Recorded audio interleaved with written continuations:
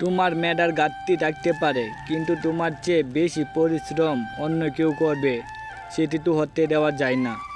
পরিশ্রম দিয়ে মেধার ঘাটতি অবশ্যই পুষিয়ে নেওয়া যায়। আমি তার উদাহরণ। যদি সুযোগ দরজায় না আসে তবে নিজেই সুযোগ সৃষ্টি করো। সময়ের সত্যিকারের মূল্য দাও, প্রতিটা মুহূর্তকে দখল করো, উপভোগ করো।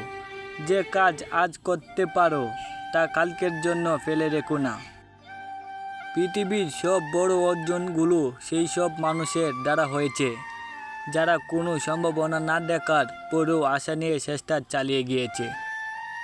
আমি আসলে খুব বেশি বুদ্ধিমান নই, আমি শুধু সমস্যার পিছনে অন্যদের চেয়েও বেশি সময় দিই।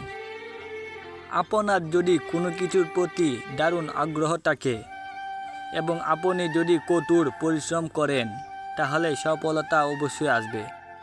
স্বপ্ন বাস্তবায়ন না হওয়া পর্যন্ত তোমাকে স্বপ্ন দেখতে হবে। আর স্বপ্ন সেটা নয় যেটা তুমি ঘুমে ঘুমে দেখো। স্বপ্ন হলো সেটাই যেটা পূরণের প্রত্যাশায় তোমাকে ঘুমাতে দেয় না।